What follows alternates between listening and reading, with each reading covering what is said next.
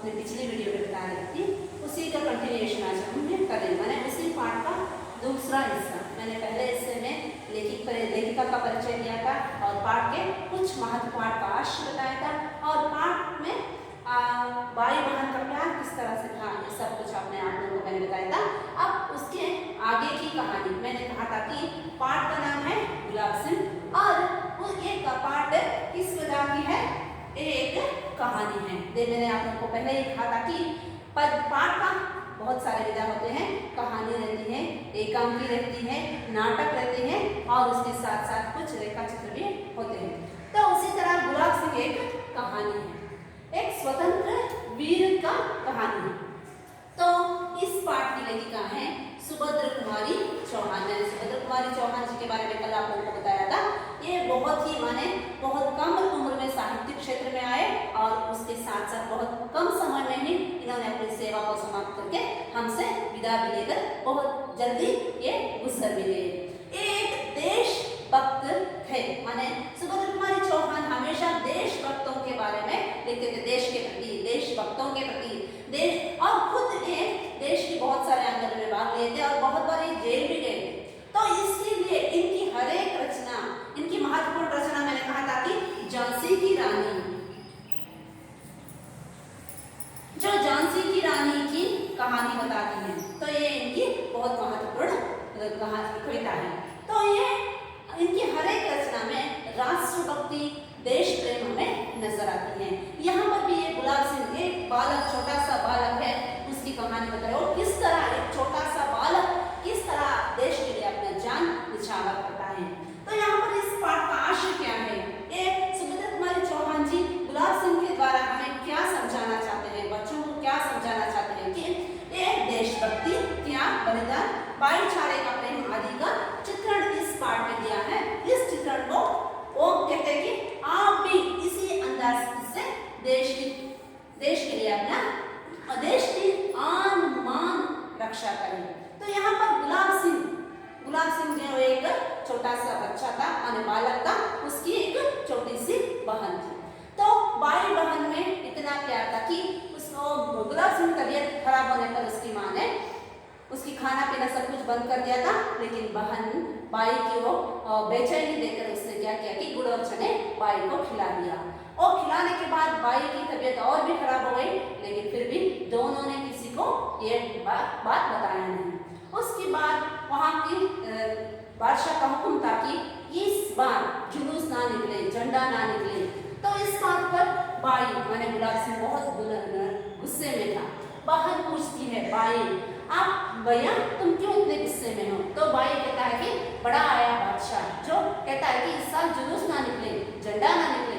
वो तो कहती है बहन की, क्यों, कौन होता है वो बादशाह, हमारे जुलूस को रोकने वाला, हम दोनों मिलकर जुलूस निकालेंगे। इस तरह बहन अपनी पुरानी ओढ़नी को फाड़कर और भैया अपने खेलने वाले झंडे से उसे बांधकर झंडा तैयार करते हैं। झंडा तैयार करने के बाद भाई उस झंडे को लेकर बाहर निकल पड़ता है। तो बहन कहती है कि भाई मैं भी आऊंगी तुम्हारे साथ, लेकिन वो भैया कहता है कि नहीं बहना, वो बहुत दूर जाना है, तुम उतने दूर मेरे साथ नहीं चल पाओगे, तुम थक जाओगे, इसलिए तुम एक काम करो, जिस तरह राजा महाराजा युद्ध के लिए जाते हैं तब उनकी बहनें राजकुमारियां उन्हें विदा करती हैं, वैसे ही तुम मुझे विदा करो। इस बात को सुनते ही बहन बहुत खुश हो जाती है, ताली बजाती है और अंदर दौड़ी जाती है, और वो एक थाली सजा के लाती है। भैया की आरती निकालने के लिए एक थाली सजा के रखी है। उस थाली में थोड़ी सी रोली, उस थाली में वो थोड़ी सी रोली, थोड़े से चावल और सजा लाई।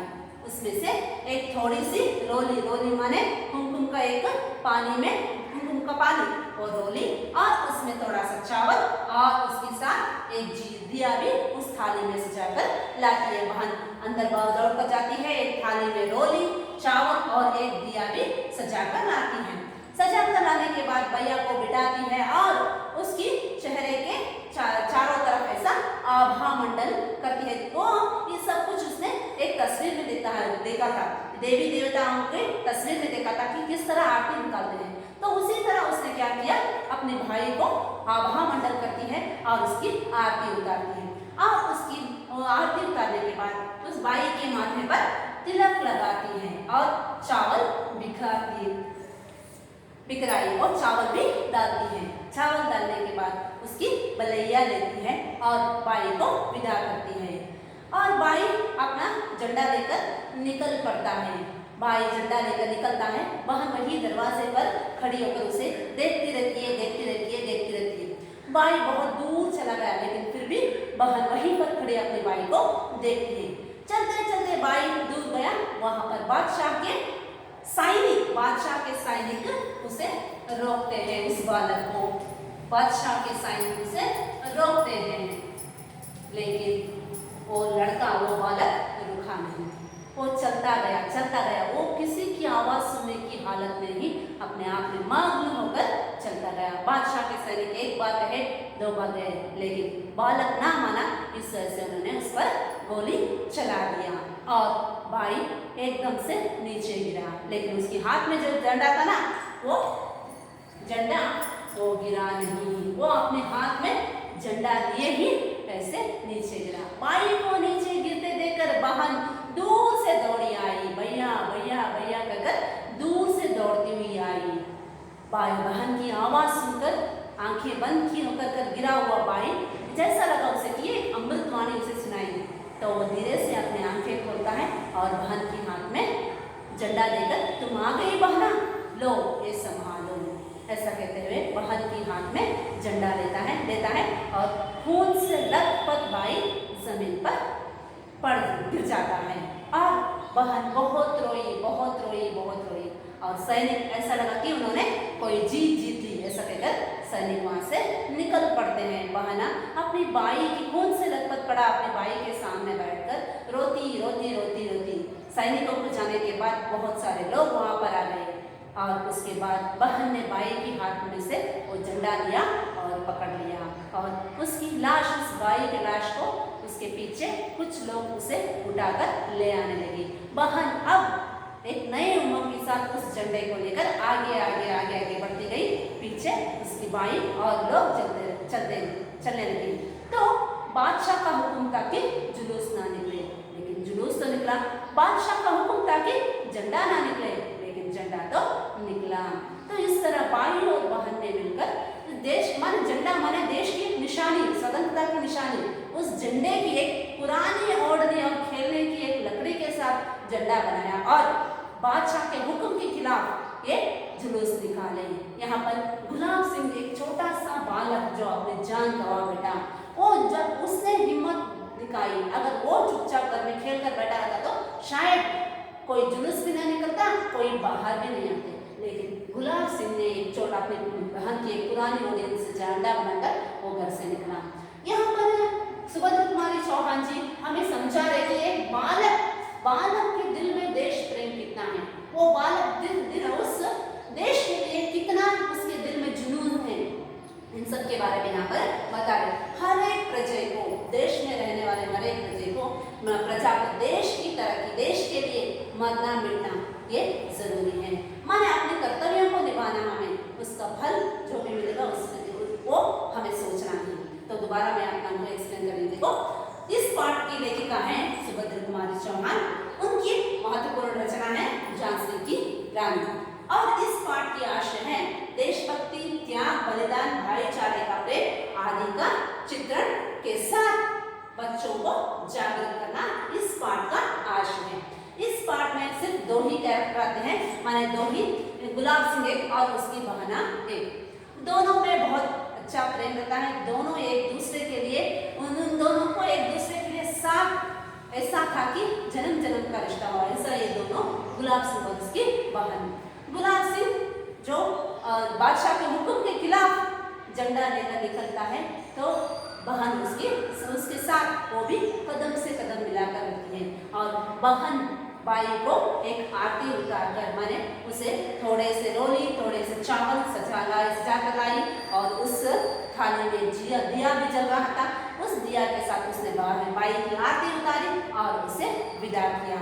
विदा करने के बाद वो भाई बाहर निकला और वहाँ पर सैनिकों द्वारा उसे गोली लगी। गोली लगने पर भाई गिर पड़ा, लेकिन उसने वो झंडा नीचे गिरने नहीं दिया। और वो तब तक नहीं मरा जब तक उस झंडे को किसी के हाथ में ना सौंप दे। जब बहन आई तो वो झंडा उसने अपने बहन के हाथ में दे दिया और उसे कहा कि आगे की जिम्मेदारी, ऐसे कहने लगा उस झंडे को उसके हाथ में थमाकर, आगे की जिम्मेदारी तुम्हारी बहना, इस जुलूस को यहीं पर खत्म मत करो, मेरा ये सपना है कि ये जुलूस निकले। ऐसा कहते कहते खून से लथपथ बाई वहां पर जमीन पर पड़ गया।